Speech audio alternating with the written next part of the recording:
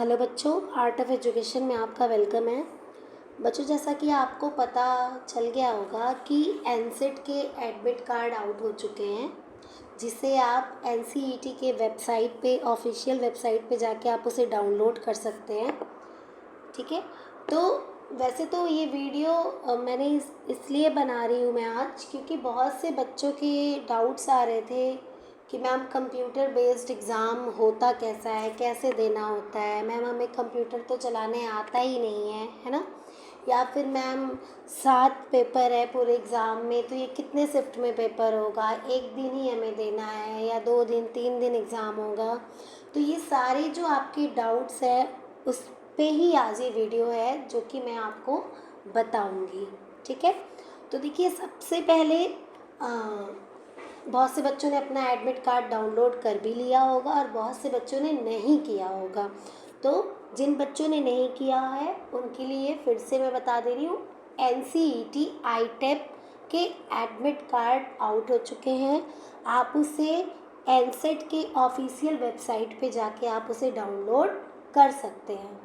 Okay, जब आप exam देने जाएंगे तो आपके साथ आपका एडमिट कार्ड होना चाहिए और साथ ही आपका एक आईडी प्रूफ भी होना ज़रूरी है। ओके, अब देखो, सबसे पहले जैसे कि मैंने पहले भी आपको वीडियो में बता दिया था जब एनसेट का मैंने बनाया था कि पेपर में क्या क्या चीज़ें आएंगी, बट एक बार फिर से मैं आपको बताना चाह रही हूँ कि क्या क्या चीज़ें आएंगी। देखिए, आप लोगों ने जब एनसेट का फॉर्म फिल किया है तो उसमें 2 लैंग्वेज आपने फिल किए हैं। ठीक है, एक आपका टीचिंग एप्टीट्यूड है, जनरल टेस्ट है और 3 डोमेन सब्जेक्ट है। तो ये जो पेपर है आपका 3 घंटे का होगा, 180 मिनट का होगा, 3 आवर्स का होगा। और उसमें कितनी चीज़ें आएंगी? 7। ठीक है, 1 लैंग्वेज हो जाएगा, फिर दूसरा लैंग्वेज हो जाएगा, teaching aptitude, general test, domain, 3 domain हो जाएंगी। टोटल मिला के आपके 7 होंगे। टोटल नंबर ऑफ जो क्वेश्चन होगा वो होगा आपका 181। ठीक है, टोटल नंबर ऑफ क्वेश्चन आपका 181 होगा, जिसमें से आपको अटेम्प्ट कितने करने होंगे? 160।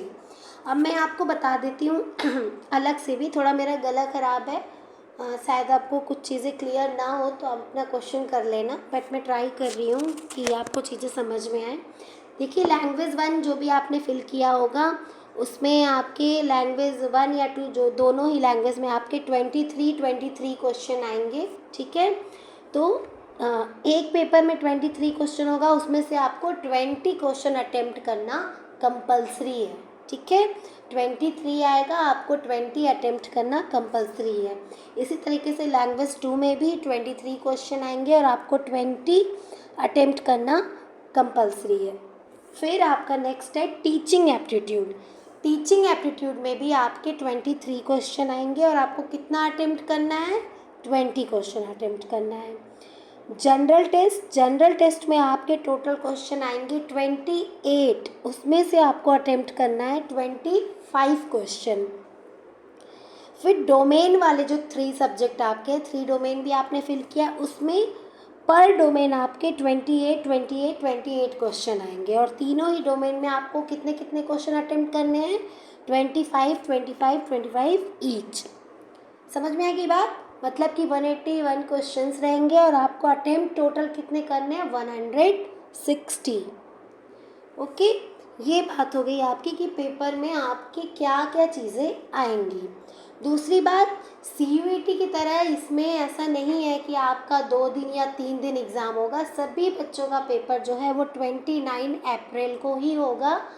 किसी बच्चों का मॉर्निंग शिफ्ट में पेपर होगा, किसी बच्चे का इवनिंग शिफ्ट में पेपर होगा। ठीक है, तो वो तो आपको एडमिट कार्ड में पता भी चल गया होगा अब तक। और 3 घंटे की ड्यूरेशन में आपको ये सारे 181 क्वेश्चन में से आपको 160 क्वेश्चन आपको अटेम्प्ट करने हैं।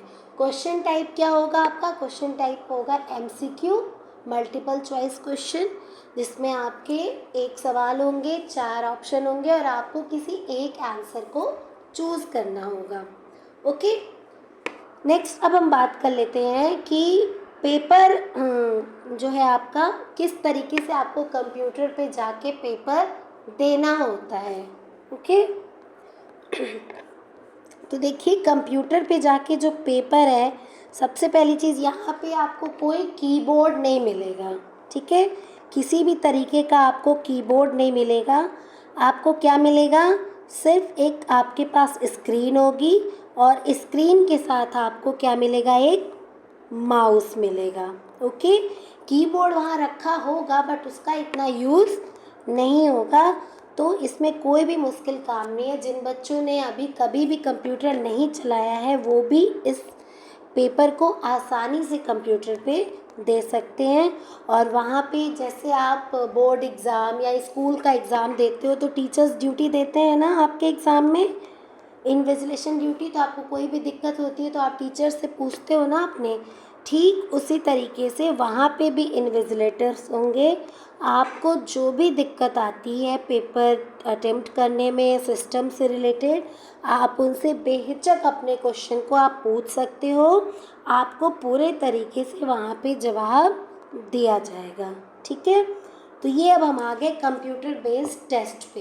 देखिए इसके ब्रोशर में ही चीज़ें दी हुई थी, अगर किसी बच्चे ने देखा होगा तो उसको समझ में आ गया होगा। फिर भी बच्चे बहुत अच्छे से नहीं क्लियर कर पा रहे हैं तो मैं आपको बता रही हूँ। कंप्यूटर बेस्ड टेस्ट जो है ये एक यहाँ पे डमी ऑप्शन दिया हुआ है कि किस तरीके से आपको क्या क्या चीज़ें वहाँ पे करनी होंगी। तो देखिए सबसे पहले जब आप सिस्टम पे, आप सभी बच्चों को एक एक सिस्टम अपना पर्सनल अलॉट हो जाएगा। जहाँ पे भी आपका सेंटर पड़ेगा वहाँ पे आपको एक सिस्टम मिल जाएगा। आप उस सिस्टम पे बैठोगे, जैसे ही टाइम स्टार्ट होगा, मतलब 9:30 बजे से अगर पेपर है तो 9:30 जैसे ही बजने वाला होगा तुरंत वहाँ पे आपको इन्विजिलेटर बोलेंगे, ऐसा पेज खुला होगा सामने, ठीक है। वहाँ पे आपको अपना यूज़र नेम और पासवर्ड इसी तरीके का कुछ होगा। ये तो एक डमी ऑप्शन है, बस मैं बता रही हूँ। आपको यूज़र नेम और पासवर्ड डाल के वहाँ पे लॉगिन करना होगा।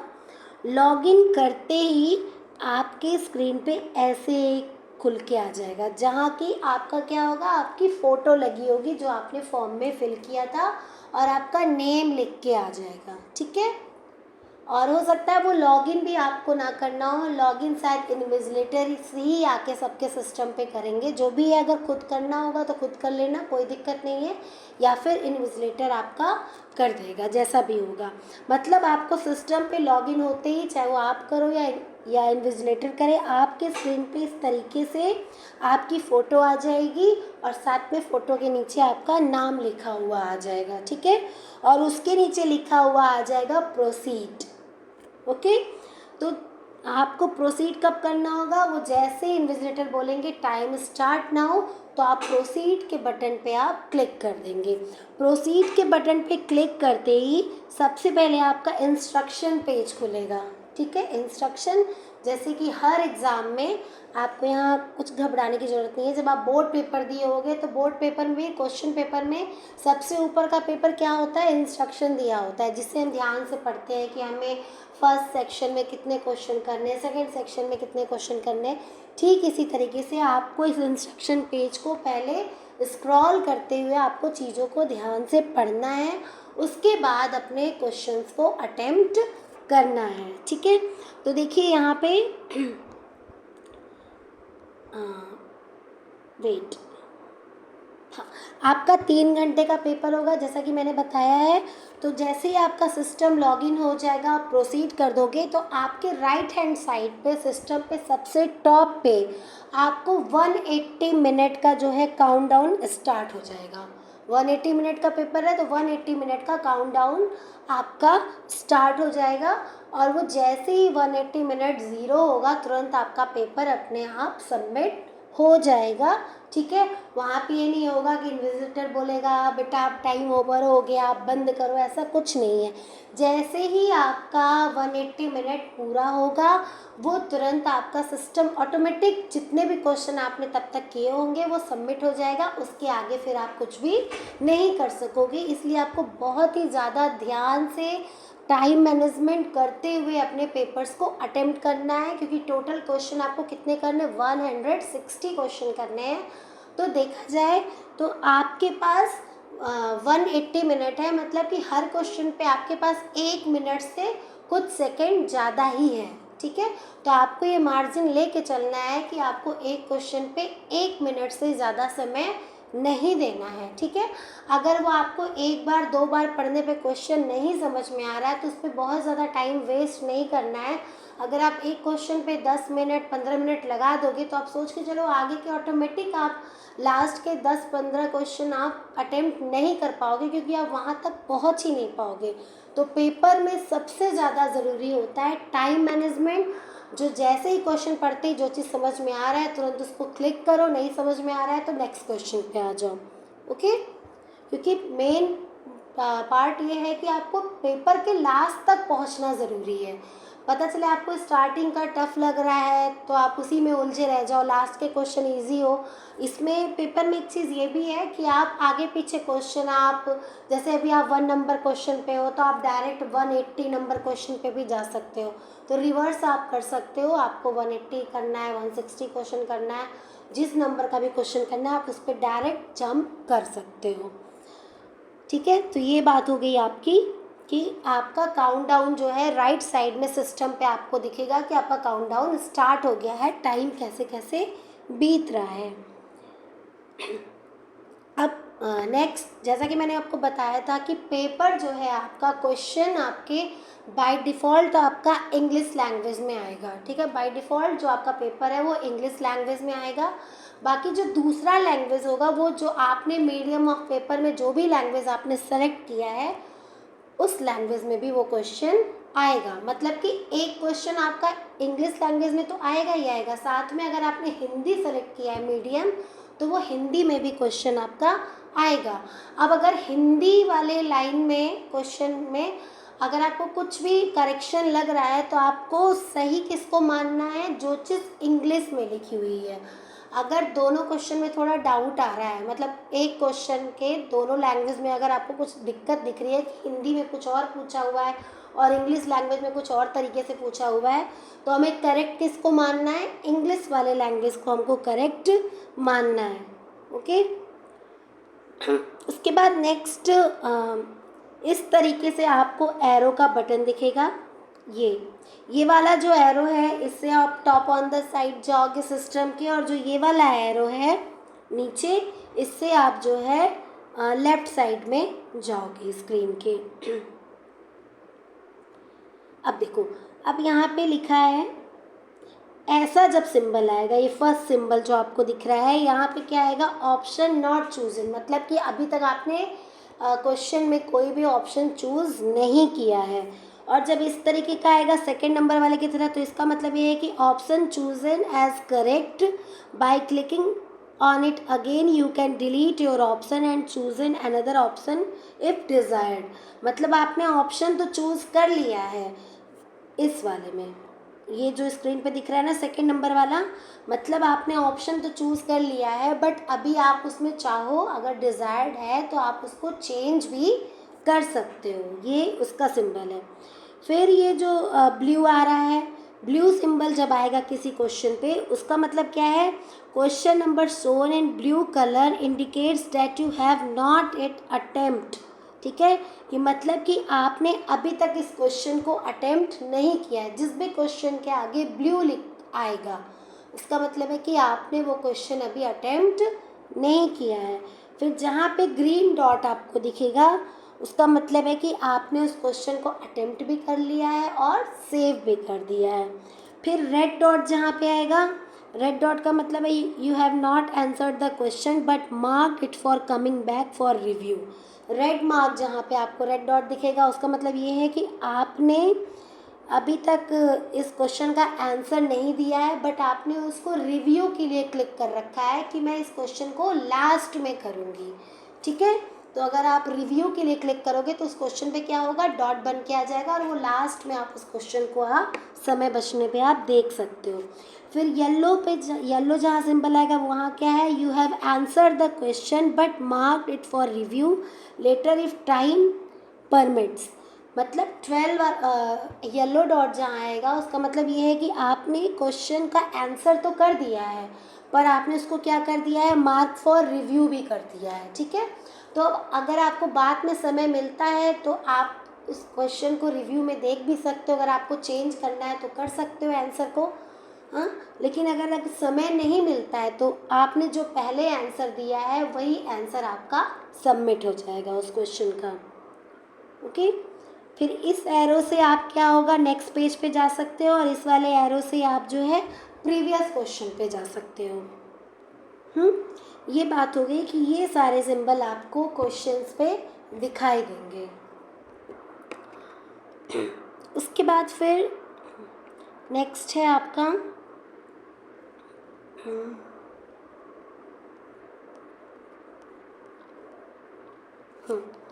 आपका ऊपर स्क्रीन पे जहाँ पे काउंटडाउन चलता रहेगा, जो मैंने बताया पेपर स्टार्ट होती है, वहाँ पे भी इस तरीके का भी एक पेज आपको ऊपर छोटा सा दिखता रहेगा, जहाँ दिखाएगा कि आपने अभी 77 जो भी, मतलब जैसे यहाँ एक एग्जांपल दिया हुआ है कि इस बच्चे ने अभी 77 क्वेश्चन का आंसर नहीं दिया है, 13 का आंसर दे दिया है ये अभी तक, एक को इसने मार्क फॉर रिव्यू रखा है, ठीक है, एक को इसने आंसर भी नहीं दिया है और मार्क फॉर रिव्यू भी कर रखा है।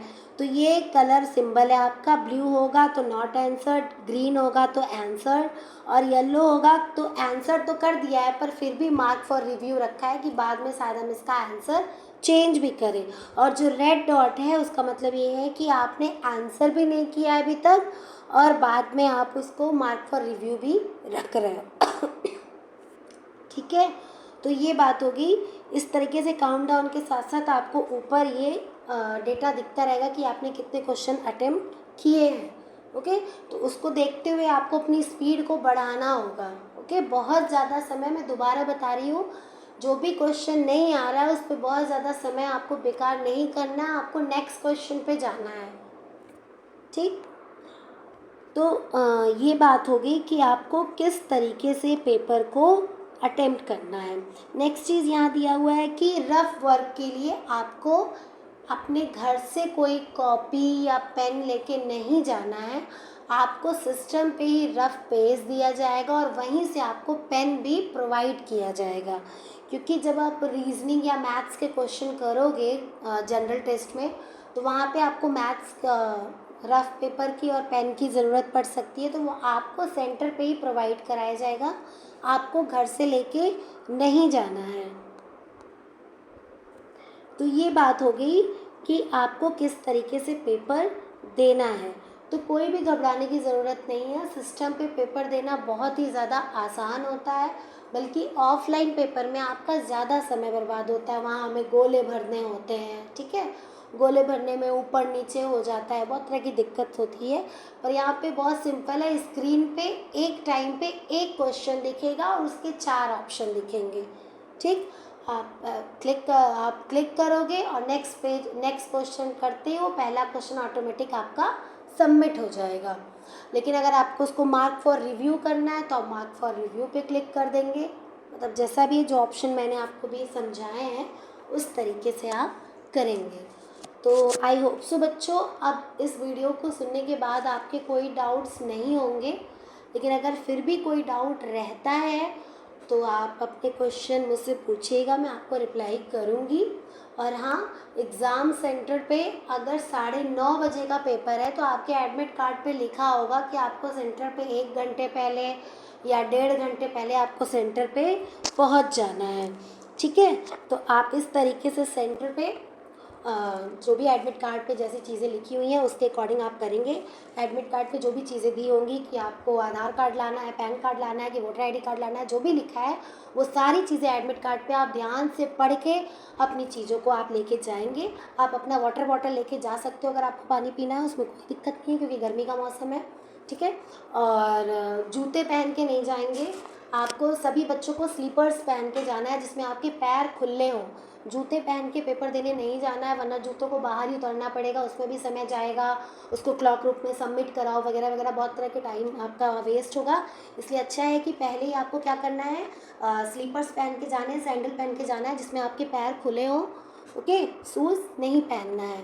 नेक्स्ट किसी भी बच्चे को फुल स्लीव का सूट या टी शर्ट, बॉय है तो फुल स्लीव का शर्ट वगैरह पहन के नहीं जाना है, आपको हाफ स्लीव्स के कपड़े पहन के जाने हैं, पेपर देने हैं। अगर आप फुल स्लीव्स पहन के जाओगे तो वहाँ पे दिक्कत करेंगे, बहुत से एग्ज़ाम में स्लीव्स को काट दिया जाता है या फिर फोल्ड करके टेप लगाया जाता है। तो अच्छा है इन सब प्रॉब्लम में ना पड़ो, आप पहले से ही हाफ स्लीव्स के कपड़े पहन के जाओगे और सैंडल या स्लीपर पहन के जाओगे एग्ज़ाम देने, ठीक है। और सेंटर पे समय से पहले पहुंचेंगे, क्योंकि कभी कभार ट्रैफिक हो जाता है, सेंटर ढूंढने में समय लग जाता है, क्योंकि जो ऑनलाइन पेपर का जो सेंटर होता है वो बहुत इंटीरियर में पड़ता है, क्योंकि शहर में नहीं होता ज़्यादातर, शहर से थोड़ा थोड़ा आउटर में होता है, तो आपको वहाँ तक पहुँचने में भी समय लगेगा। तो इसलिए सभी बच्चे टाइम से घर से निकलेंगे अपने पेपर के लिए। तो सभी बच्चों को, जिन बच्चों ने भी एनसेट का फॉर्म फिल किया है, सभी बच्चों को ऑल द बेस्ट। आप सब अच्छे से अपने पेपर को अटेम्प्ट करें और अच्छे अच्छे कॉलेज में एडमिशन पाएँ। तो बच्चों, आई होप सो आपको इन्फॉर्मेशन समझ में आई होगी। तो ऐसी और अपडेटेड वीडियोज़ के लिए प्लीज़ मेरे चैनल पे बने रहें और इसे लाइक, शेयर और सब्सक्राइब ज़रूर करें।